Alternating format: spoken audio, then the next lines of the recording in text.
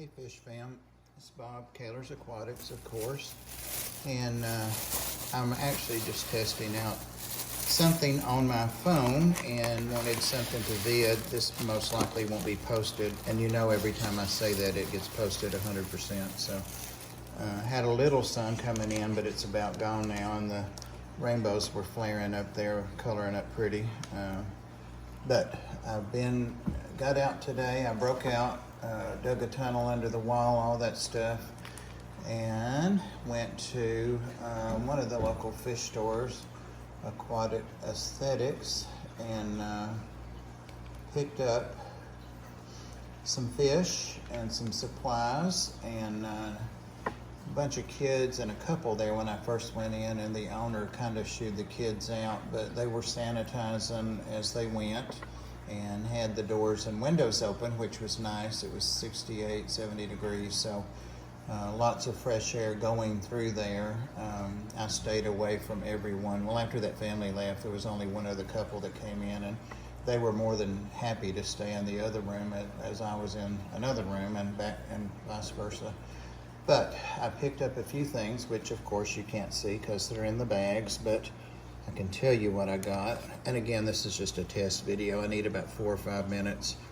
These are redfin tetras, I hope. Yeah, that's got to be what they are. And there should be about 6 of those. And I got those to put in the 20-gallon, 20 or 29, I can never remember. But axolotl tank.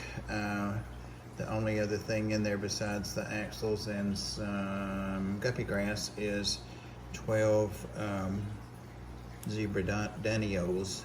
So I wanted to go ahead and add these guys as well. They're a little bigger than the zebras.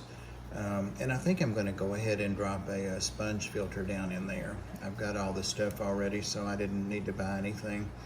But no heaters needed, of course. And again, these are cool water, not a cold water, but a cool water fish.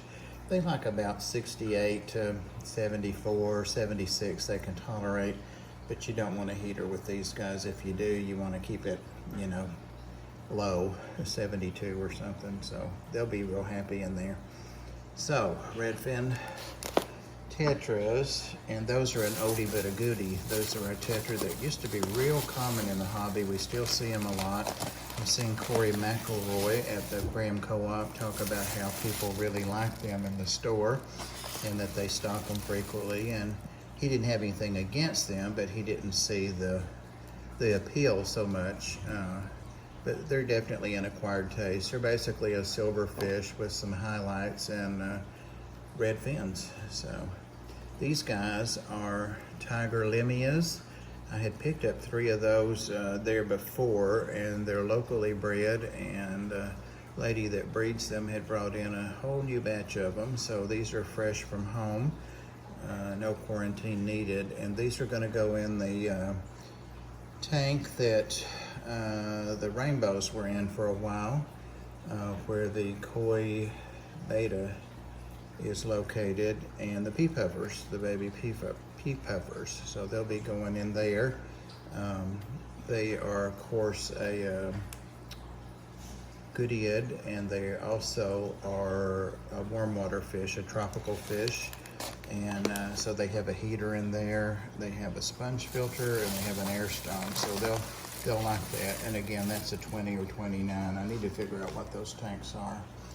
And then the main reason that I went was to see if they had surprised me and picked up some of these guys. These are the red panda barbs that can get 2 to 3 inches in a tank.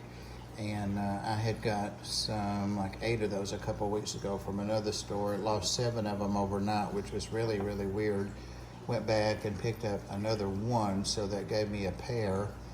And they just got these guys in Tuesday, and they're doing well. So I'm going to be checking water parameters before I put them in the tank, just to make sure. But the pair that I have are doing great. But they're going in my 30 breeder, which has a couple of Susan's crayfish and lots and lots of silver tip tetras and oh gosh, I can't remember what. Oh, lots of killies, 3 kinds of killifish. So a well-stocked tank. So these guys should have fun in there. And this will give me 6 of them. So a nice little school. They don't get red till they get a little bigger. And I tried to get 2 boys and 2 girls, but it's kind of hard to tell. The only other way is to guess by the markings. And for the most part, the males have the stripes that, the black marks that make stripes and go through the lateral line and go down. The females don't. They're just 4 dots or 4 saddles that cross their back. So, all right, looks like I've managed to ramble for 6 minutes. So I'll get these guys floating and go ahead and conclude. Oops, almost forgot. Always look in those bags, and you guys must won't have any interest in this. It's a coral, and it's a new thing that I've been telling people about that keep corals that I know, and it's a frag, and it's an Indonesian coral, and it's candy corn, and it's imported and offered by TSA Corals. I'm not sure if it's a hybrid or not, but it's kind of a really dark brown to black, and then with candy corn shaped inserts in the tops when it opens up. So it's really pretty. It's really unique. So yeah, get that on my rack in my little coral tank. All right, guys, thanks for watching this if you have, and leave a like if you're feeling generous. If you haven't subscribed, please do. I'm at almost 1,200, but I would like to get on up to 1,500 if I can this summer. That would be awesome. Thank you, guys. I sure appreciate you.